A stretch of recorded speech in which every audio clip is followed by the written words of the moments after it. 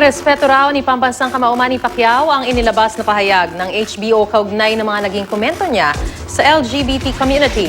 Balitang hatid ni Mark Zambrano.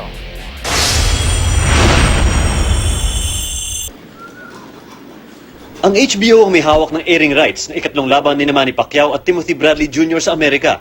Kilala ang HBO sa pagpapalabas ng LGBT-related TV series at specials. Kaya sa statement ng HBO, tinawag nilang insensitive, offensive at deplorable ang pahayag ni Pacquiao tungkol umano sa LGBT community.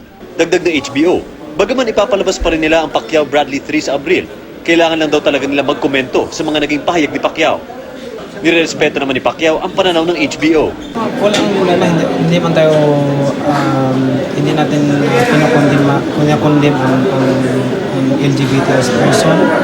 You know, I believe that we should love each other. Ganun lang. Pero ang ayaw natin yung siyempre yung pag-isabay yung gawain na masama.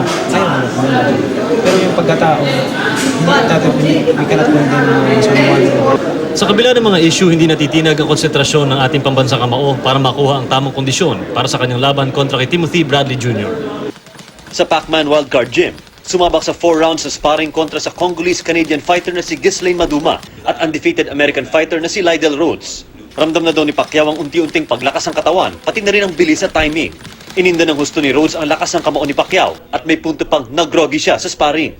To me, you know, just a fighter, you know, he seems like he's 100% ready already, you know. It seems like he can fight tomorrow. He did 8 rounds easy today with the other sparring partner, Maduma, and he looked phenomenal. And I felt it, you know, like me, I usually go in on pressure fighter, but he made me think twice, made me think three times. Pinag-uusapan pa ni Pacquiao at Coach Freddie Roach ang posibleng pag-extend ng training camp dito sa General Santos City. Mark Zambrano, GMA News.